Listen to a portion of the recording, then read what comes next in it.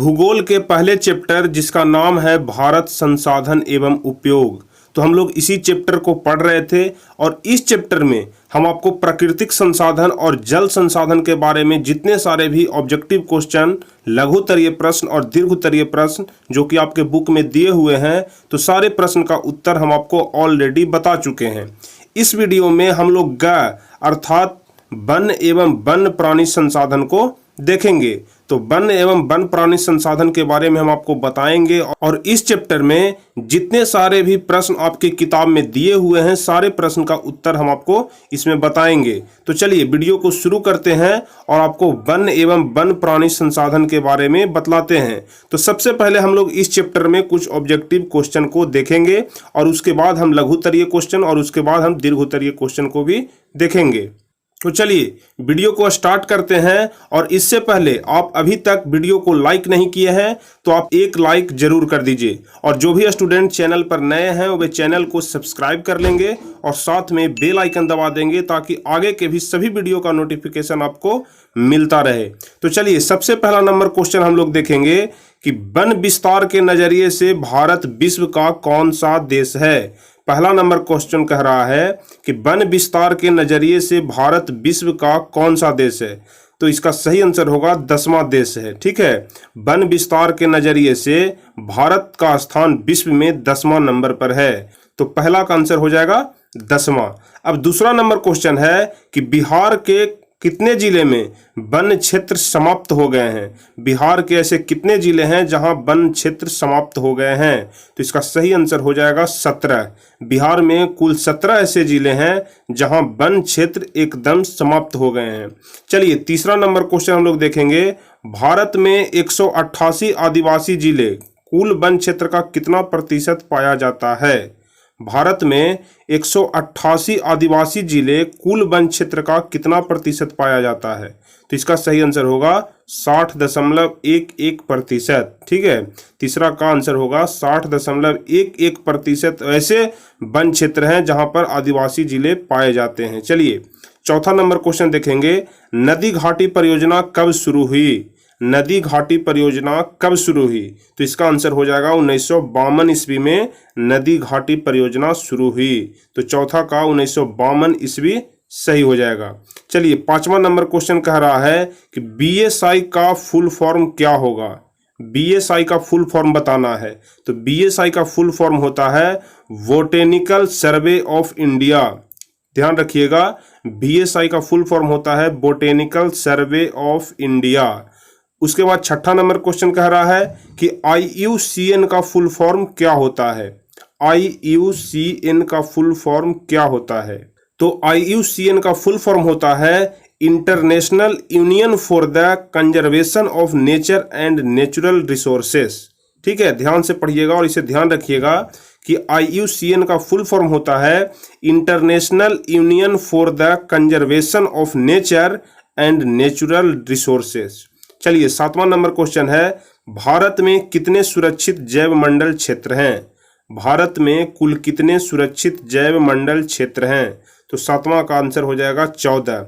भारत में कुल 14 सुरक्षित जैव मंडल क्षेत्र हैं।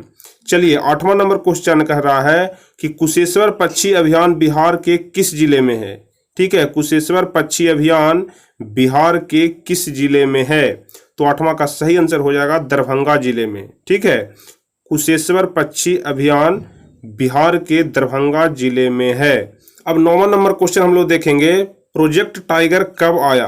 प्रोजेक्ट टाइगर कब आया। तो इसका सही आंसर होगा 1973 ईस्वी में प्रोजेक्ट टाइगर आया। ठीक है, नौवां का सही आंसर हो जाएगा 1973 ईस्वी। जितने सारे भी आपको हम ऑब्जेक्टिव क्वेश्चन बता रहे हैं यह आपके चैप्टर में से ही है, आपके किताब में से ही है, और यही सभी ऑब्जेक्टिव क्वेश्चन में से कुछ क्वेश्चन आपके एग्जाम में पूछे जाएंगे। इसलिए आप सारे क्वेश्चन को ध्यान से समझिएगा और याद करिएगा। ठीक है, तो चलिए नौवां जो क्वेश्चन है कि प्रोजेक्ट टाइगर कब आया, तो इसका आंसर हो जाएगा 1973 ईस्वी में। अब देखिए 10वां नंबर क्वेश्चन कह रहा है कि चिपको आंदोलन कहाँ से शुरू हुआ। चिपको आंदोलन के बारे में हम आपको बताए थे। तो चिपको आंदोलन कहाँ से शुरू हुआ। तो देखिए उत्तर प्रदेश के टिहरी गढ़वाल प्रदेशीय जिले में 1972 ईस्वी से चिपको आंदोलन प्रारंभ हुआ था या फिर चिपको आंदोलन शुरू हुआ था 1972 ईस्वी में उत्तर प्रदेश के टेहरी गढ़वाल में। ठीक है, चलिए 11 नंबर क्वेश्चन है कि भारत का पहला जैव मंडल क्षेत्र कौन कौन है। भारत का पहला जैव मंडल क्षेत्र कौन है, पहला जैव मंडल क्षेत्र, तो इसका आंसर होगा नीलगिरी। नीलगिरी जो है वो भारत का पहला जैव मंडल क्षेत्र है। चलिए अब 12 नंबर क्वेश्चन हम लोग देखेंगे, भारत में कितना करोड़ हेक्टेयर भूमि पर वन का विस्तार है। पूरे भारत में कितना करोड़ हेक्टेयर भूमि पर वन का विस्तार है, तो इसका आंसर हो जाएगा कि करीब 68 करोड़ हेक्टेयर पर। भारत में करीब 68 करोड़ हेक्टेयर पर पूरे वन का विस्तार है, तो 12 का आंसर होगा 68 करोड़ हेक्टेयर पर। चलिए क्वेश्चन नंबर 13 है कि वन विस्तार के नजरिए से विश्व का पहला देश कौन है। मतलब वह कौन सा ऐसा देश है जहां सबसे ज्यादा वन विस्तार है, विश्व का वह कौन सा ऐसा देश है, तो इसका आंसर होगा रूस। रूस एक ऐसा देश है जहां विश्व में सबसे ज्यादा वन का विस्तार है, तो 13 का आंसर हो जाएगा रूस। चलिए 14 नंबर क्वेश्चन है, FAO का फुल फॉर्म क्या होता है। FAO, तो देखिए F का मतलब होता है फूड, A का मतलब होता है एग्रीकल्चर और O का मतलब होता है ऑर्गेनाइजेशन। ठीक है, तो FAO का मतलब हो गया फूड एंड एग्रीकल्चर ऑर्गेनाइजेशन। ध्यान रखिएगा, शॉर्टकट भी आपसे पूछे जाते हैं, फुल फॉर्म आपसे पूछे जाते हैं एग्जाम में, इसलिए आप फुल फॉर्म को ध्यान रखिएगा। चलिए 15 नंबर क्वेश्चन कह रहा है, आरक्षित एवं रक्षित वन का सबसे अधिक विस्तार कहाँ है। ध्यान से क्वेश्चन को पढ़िएगा, आरक्षित एवं रक्षित वन का सबसे अधिक विस्तार कहाँ है, तो इसका आंसर होगा मध्य प्रदेश अर्थात MP में, जिसका 75% वहां सबसे अधिक वन का विस्तार है। कितना वन का विस्तार है, तो 75% है। ठीक है, तो आरक्षित एवं रक्षित वन का सबसे अधिक विस्तार मध्य प्रदेश में है। चलिए 16 नंबर क्वेश्चन कह रहा है कि भारत में वनों के ह्रास का मुख्य कारण क्या है। भारत में जो दिनों दिन वन का ह्रास हो रहा है, इसका सबसे मुख्य कारण क्या है, तो 16 का आंसर होगा कृषिगत भूमि का फैलाव। मतलब भारत में कृषि योग्य जो भूमि है, जहां पर कृषि हो सकता है, खेती हो सकता है, उसका विस्तार हो रहा है, उसका फैलाव हो रहा है, इसलिए वनों का ह्रास हो रहा है। तो भारत में वनों के ह्रास का मुख्य कारण है कृषिगत भूमि का फैलाव। चलिए 17 नंबर क्वेश्चन है कि नदी घाटी परियोजना के कारण खाली स्थान वर्ग किलोमीटर से अधिक वन क्षेत्रों को नष्ट करना पड़ा, तो इसमें आपका खाली स्थान में 5000 भराएगा। ठीक है, नदी घाटी परियोजना के कारण 5000 वर्ग किलोमीटर से अधिक वन क्षेत्रों को नष्ट करना पड़ा।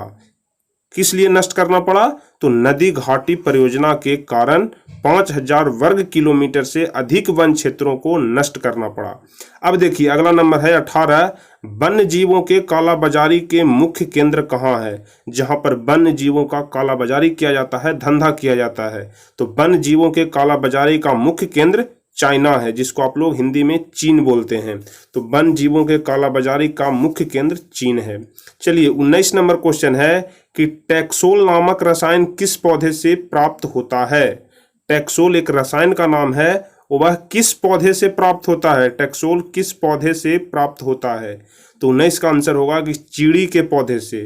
जो टैक्सोल नामक जो रसायन है वह चीड़ी के पौधे से प्राप्त होता है, तो 19 का आंसर होगा चीड़ी के पौधे से। अब देखिए 20वां नंबर क्वेश्चन है कि वेटलैंड क्या है। क्वेश्चन को ध्यान से पढ़िएगा, वेटलैंड क्या है, तो इसका आंसर होगा कि निम्न तलीय जल जमाव वाले क्षेत्रों को वेटलैंड कहा जाता है। जहां निम्न तलीय जल जमाव होते हैं वैसे क्षेत्रों को ही हम लोग वेटलैंड बोलते हैं। चलिए 21 नंबर क्वेश्चन कह रहा है कि संकटापन पादप प्रजातियों की सूची को क्या कहते हैं। ठीक है, संकटापन पादप प्रजातियों की सूची को क्या कहते हैं, तो इसे कहते हैं रेड डेटा बुक। ठीक है, रेड डेटा बुक के नाम से हम लोग जानते हैं संकटापन पादप प्रजातियों की सूची को। ठीक है, तो 21 का आंसर हो जाएगा रेड डेटा बुक। अब देखिए फिर से कुछ फुल फॉर्म्स यहाँ पर दिए हुए हैं कि WCU का फुल फॉर्म क्या होता है। WCU का फुल फॉर्म क्या होता है, तो WCU का फुल फॉर्म होता है वर्ल्ड कंजर्वेशन यूनियन। ठीक है, WCU का फुल फॉर्म होता है वर्ल्ड कंजर्वेशन यूनियन। WWF का फुल फॉर्म क्या होता है? तो WWF का फुल फॉर्म होता है वर्ल्ड वाइड फंड। ठीक है, वर्ल्ड वाइड फंड। अब देखिए 24 नंबर क्वेश्चन को हम लोग यहां से देखेंगे। भारत में राष्ट्रीय उद्यान की संख्या कितनी है? भारत में राष्ट्रीय उद्यान की संख्या कितनी है? तो भारत में राष्ट्रीय उद्यान की कुल संख्या 85 है। 24 का 85 सही आंसर हो जाएगा कि भारत में राष्ट्रीय उद्यान की संख्या कितनी है? तो 85 है। 25 नंबर क्वेश्चन कह रहा है कि मध्य प्रदेश में घड़ियालों की कमी का क्या कारण है? मध्य प्रदेश में जो दिन पर दिन जो घड़ियालों की कमी हो रही है, घड़ियाल एक वन्य जीव का नाम है जिसका मध्य प्रदेश में लगातार ह्रास हो रहा है, उसमें कमी आ रही है। इसका मुख्य कारण क्या है? तो इसका मुख्य कारण है पर्यावरण परिवर्तन। जो पर्यावरण परिवर्तन हो रहे हैं उसी के कारण घड़ियालों की संख्या में कमी आ रही है। चलिए 26 नंबर क्वेश्चन कह रहा है कि घड़ियाल प्रजनन केंद्र कहाँ है जहां पर घड़ियाल का प्रजनन कराया जाता है? तो इसका प्रजनन केंद्र है मध्य प्रदेश के मुरैना में। ध्यान रखिएगा, नाम घड़ियाल प्रजनन केंद्र मध्य प्रदेश के मुरैना में है। चलिए 27 नंबर क्वेश्चन है कि उजले बाघ का प्रजनन केंद्र कहाँ है? उजले बाघ का प्रजनन केंद्र कहाँ है जहां पर उजले बाघ का प्रजनन कराया जाता है? तो 27 का आंसर होगा कि उड़ीसा के नंदनकानन में। उड़ीसा के नंदनकानन में उजले बाघ का प्रजनन केंद्र है। दोनों क्वेश्चन को आप ध्यान रखिएगा कि घड़ियाल प्रजनन केंद्र तो मध्य प्रदेश के मुरैना में और उजले बाघ का प्रजनन केंद्र तो उड़ीसा के नंदनकानन में। अब देखिए 28 नंबर क्वेश्चन है कि हॉट स्पॉट्स की स्थापना कब हुई? हॉट स्पॉट्स की स्थापना कब हुई? तो 28 का सही आंसर 1988 ईस्वी हो जाएगा। हॉट स्पॉट्स की स्थापना 1988 ईस्वी में हुई थी। अब 29 नंबर क्वेश्चन हम लोग देखेंगे कि हॉट स्पॉट्स का दूसरा नाम क्या है? हॉट स्पॉट्स का दूसरा नाम क्या है? यहाँ पर हॉट स्पॉट्स आप मोबाइल वाले हॉट स्पॉट्स मत समझ जाइएगा, यहाँ पर हॉट स्पॉट्स कहने का मतलब कुछ अलग है। ठीक है, तो हॉट स्पॉट्स का दूसरा नाम क्या है? तो इसका नाम होगा इनसेंटू। ठीक है, हॉट स्पॉट्स का दूसरा नाम इनसेंटू है। ठीक है, ध्यान रखिएगा। चलिए क्वेश्चन नंबर 30 देखेंगे कि सरिस्का वाघ रिजर्व कहाँ है? सरिस्का वाघ रिजर्व कहाँ है? तो इसका आंसर होगा राजस्थान में। सरिस्का वाघ रिजर्व राजस्थान में है। चलिए 31 नंबर क्वेश्चन है कि भारत में किस धर्म के अनुयायी अहिंसा प्रेमी होते हैं? भारत में कौन से धर्म के जो अनुयायी होते हैं वह अहिंसा प्रेमी होते हैं? तो 31 का आंसर हो जाएगा जैन एवं बौद्ध धर्म के। जैन एवं बौद्ध धर्म के जो अनुयायी होते हैं वह अहिंसा प्रेमी होते हैं। चलिए 32 नंबर क्वेश्चन आपको हम लोग देखेंगे। तो 32 नंबर क्वेश्चन कह रहा है कि पेड़ एक विशेष असीमित दयालु और उदारपूर्ण जीवधारी है, किसने कहा था? यह कथन किसका है कि पेड़ एक विशेष असीमित दयालु और उदारपूर्ण जीवधारी है? यह कथन किसका है? तो यह महात्मा बुद्ध ने 487 ईसा पूर्व यह बात बोले थे। ठीक है, महात्मा बुद्ध ही बोले थे कि पेड़ एक विशेष असीमित दयालु और उदारपूर्ण जीवधारी है। और कब बोले थे? तो 487 ईसा पूर्व। ठीक है, अब चलिए 33 नंबर क्वेश्चन कह रहा है कि भारतीय वन्य जीव बोर्ड का गठन कब हुआ? भारतीय वन्य जीव बोर्ड का गठन कब हुआ? तो भारतीय वन्य जीव बोर्ड का गठन हुआ था 1952 ईस्वी में। 1952 ईस्वी में भारतीय वन्य जीव बोर्ड का गठन हुआ था। चलिए 34 नंबर क्वेश्चन है, हमारे देश की जलवायु कैसी है? हमारे देश की जलवायु कैसी है? तो 34 का आंसर हो जाएगा कि हमारे देश की जलवायु विषम है, मतलब यहाँ एक जैसा मौसम कभी भी बना हुआ नहीं रहता है। तो 34 का सही आंसर हो जाएगा कि हमारे देश की जलवायु विषम है। चलिए 35 नंबर क्वेश्चन कह रहा है कि JSI का फुल फॉर्म क्या होता है? ZSI का फुल फॉर्म क्या होता है? तो ZSI का फुल फॉर्म होता है जूलॉजिकल सर्वे ऑफ इंडिया। ठीक है, ZSI का फुल फॉर्म होता है जूलॉजिकल सर्वे ऑफ इंडिया। चलिए 36 नंबर क्वेश्चन है कि ZSI के अनुसार हमारे यहाँ जीव जंतुओं की कितनी प्रजातियां पाई जाती है?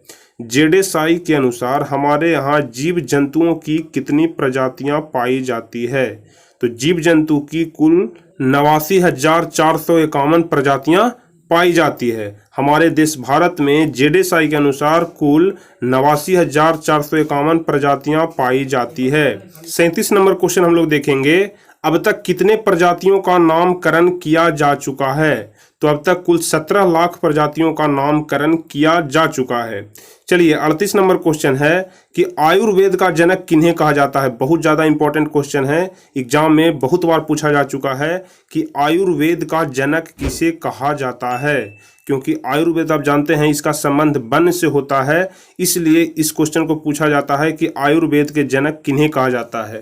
तो इसका सही आंसर होगा कि आयुर्वेद का जनक चरक को कहा जाता है। जो चरक हैं वही आयुर्वेद के जनक हैं। तो नाम याद रखिएगा कि आयुर्वेद का जनक चरक को कहा जाता है। चलिए 39 नंबर क्वेश्चन हम लोग देखेंगे, चरक संहिता में कितने पशु तथा पौधों का उल्लेख है?